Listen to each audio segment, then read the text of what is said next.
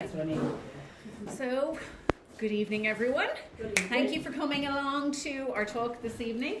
So, we've got a talk in two parts. So, my colleague Neasa is going to talk to you about her passionate favourite book, Mansfield Park by Jane Austen. And then I am going to take you through Jane's life, biography, her family, and give you the context to the writer as a person rather than as someone exotic and different, but very much just a woman like the rest of us. So I'm going to hand you over to Neasa to start. Thank you, Caroline Austen. This is the cover for Jane Austen. For Jane Austen's Mansfield Park, which is her great story, one of the 6 novels. This is her one about uncertainty and loneliness, which might not sound that great as a storyline, but it's fascinating and beautiful. So I just want you to think for a minute about some time in your past when you felt a bit isolated. You were starting school or starting college, university, going to another country, and other people seemed more sophisticated than you, and you didn't really know quite how to speak the language. You felt out of place. So I might say to you in those circumstances, read Mansfield Park, it'll cheer you up. And you'd say to me, look, it was published in 1814, that's 210 years ago. What difference is that going to make to me? I don't need that kind of advice about wearing those clothes or whatever it might be. And I would say to you, look, I read the 6 novels years and years ago. I read them so often, like Caroline did, that I couldn't read them for a while because I almost knew them off by heart. And then just in December, I was in Spain, in Tenerife, and I reread Mansfield Park, and it was just as if it had been written yesterday, because Jane Austen is so complex in her portrayal of character that you can't really work out what's going to happen, and the characters, like us really, 210 years haven't passed in between when she wrote it and when you're reading it.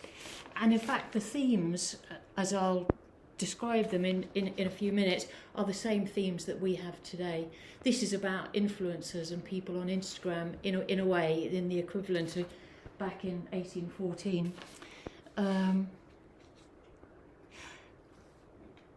So I'll tell you a little bit about what the book is actually about. To give you the background, there were 3 sisters, and they're a little bit like the 3 bears, with a slight variation, because the oldest sister marries very well. That was the only thing you could do if you were a woman back in 1814, marry. And so she married very well, and she got a title, and she got a big house. And then the middle sister married a clergyman. The middle sister's called Mrs. Norris. And then the least fortunate of the 3 sisters, or the 3 bears, she married this very poor man and ended up with their 10 kids in a house in Portsmouth, and it was chaotic and they had no money. So the 2 older sisters are talking about what can they do to help the poor sister, and Mrs. Norris suggests to Lady Bertram, because she's got this wonderful title, having married Sir Thomas Bertram, that they could take in one of the 10 children of the poorer sister, and that's what they decide to do. And this is Fanny as portrayed in one of the recent films of her. And I'll just read you out a quote from the start of the book. So what's happening is we meet Fanny when she's 10 years of age, and she's coming up from Portsmouth with Mrs. Norris in a carriage, and here we are. Afraid of everybody, ashamed of herself, and longing for the home she had left, she knew not how to look up, and could scarcely speak to be heard or without crying. Mrs. Norris had been talking to her the whole way from Northampton of her wonderful good fortune, and the extraordinary degree of gratitude and good behaviour which it ought to produce. And her, Fanny's, consciousness of misery was therefore increased by the idea of its being a wicked thing for her not to be happy. And I just wonder if you could think just about what Mrs. Norris said there for a minute, and what you think of that. So it's Mrs. Norris talking to the 10-year-old Fanny, telling her what a wonderful good fortune she had, and she must be grateful for it. Would anyone give me a comment on what Mrs. Norris is doing there, or what your reaction is to that? Well, my reaction was I had a relative exactly like that who kept telling me if she made you a cup of tea, you'd have to listen to her for the next 20 minutes on how grateful I should be that she made me a cup of tea. Yeah. You know, and she immediately came into my mind when you know, because it was always focused on her. Yes, right. Yeah. Yes. And she's manipulating your emotions, telling you what you should feel. Yeah. Mrs. Norris develops into one of the great portrayals of evil, really, in this book. And even though it's in a fairly small domestic environment, you don't have to be, you know, a serial killer to be evil, is what Jane Austen is saying. It can happen in a small house. And Jane Austen is very, very satirical, and Mrs. Norris becomes a very funny character to look at, with all these devious ways that she finds of making people feel uncomfortable and bad about herself, and she's patronising everyone. Anyway, so Fanny arrives at Mansfield Park. This is that's a little bit later, built a bit later than the house, than Mansfield Park that Fanny would have stayed in. So this was turned off.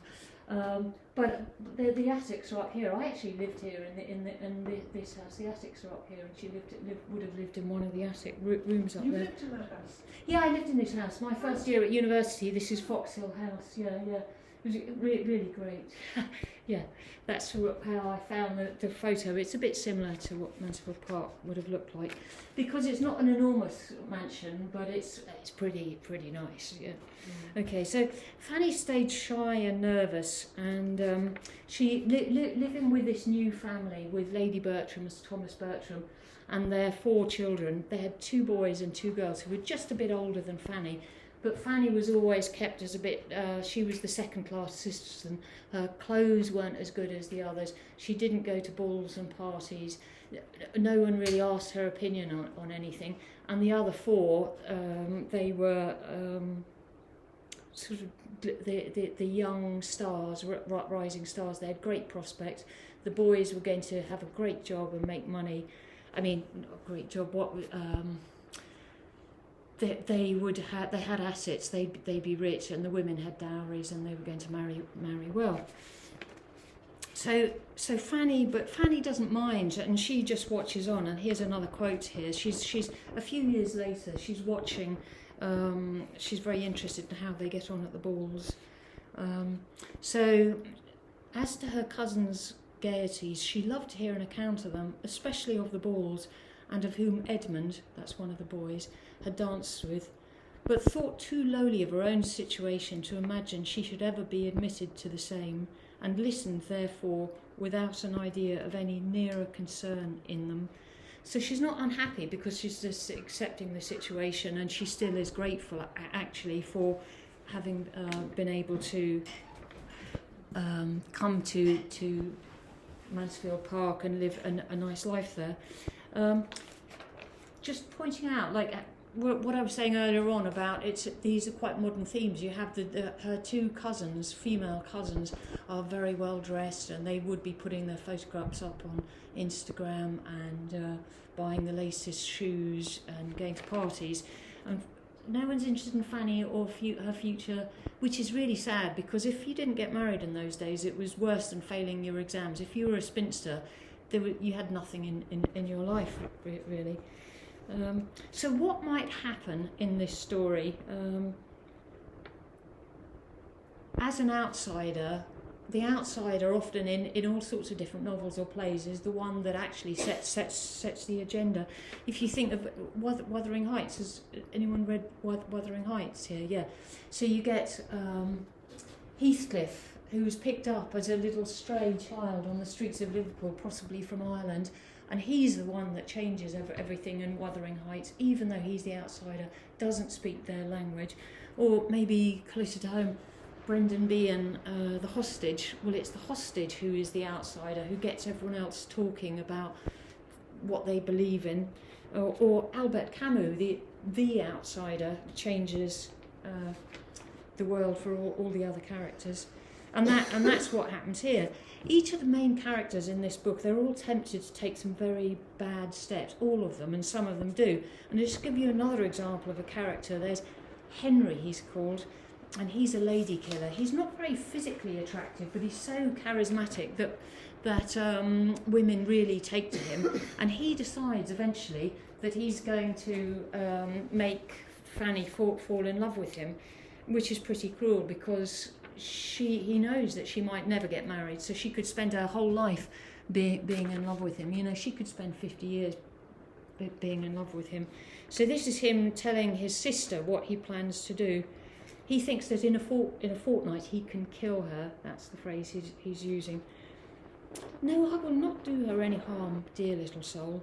I only want her to look kindly on me, to give me smiles as well as blushes, to keep a chair for me by herself wherever we are, and be all animation when I take it and talk to her, to think as I think, to be interested in all my possessions and pleasures, try to keep me longer at Mansfield, and feel when I go away that she shall never be happy again. I want nothing more. And his sister, who's a bit evil as well actually, says moderation itself in reply to that. So Mansfield Park is the least famous, or of the six great novels, and it's the least famous and the least favourite, but it's still regarded as great. And sorry, the picture's gone off here, but it was made into 2 films in the last 25 years, and it's in print, not just like one version, dozens of versions in dozens of languages all around the world. So why is it the least favourite of the 6? Here's a quote from Cora that I picked up from someone. While Emma is largely regarded to be one of her best novels, Mansfield Park is generally accepted to be her worst. It's quieter, less romantic, less humorous and darker than her other works. Its heroine is timid and passive. Well, that's interesting, fair enough. I guess I would say to that, isn't our natural state when we're young that we're timid and passive? Before we learn to be sort of flamboyant and active, we've actually got to understand quite a bit. And although it's a shame that Fanny is so nervous that she can't really speak, that's all of us really at in early stages of our life, and in certain moods really, because we can't always be the princess in the ball. Why is Jane Austen great? She's so uplifting. What she's saying through this in many ways is, if you do the right thing, you won't necessarily be happy, but it's the only way to go really. You might be rewarded. And if you take the wrong steps and are unkind to others, you're much less likely to be happy or satisfied in your life. As I said before, Jane Austen is a great satirist, and she makes you laugh a lot in the books. When I was in Spain recently, as I was telling you, I was having Spanish classes from 2 29-year-olds out there separately, and all in the same school, and all 3 of us loved Jane Austen, and all 3 of us had as our favourite Mansfield Park. Fanny's struggles appeal to all of us. And what I found really interesting was that Michelle, my female teacher, she has ADHD, and she linked this to liking Jane Austen because as someone with ADHD, she can't do anything that's really predictable. She walks out of films if she can tell what the plot is at the end, and she can't read books where you can see through 100 pages before what's going to happen. And so I asked her, well, what about Jane Austen? And she said, absolutely not. She said, non es predecible. She's not predictable. So Fanny, despite all the appearances of being shy and passive and timid, is actually a very strong character. She has no money, no property, and she's alone in many ways, but she has her courage and her heart and her sense of right or wrong. So in one way she has nothing, in another way she has everything, and because she's always learning, you can't help but become quite strong in certain ways if you just keep on learning all the time. Thank you. That's what made us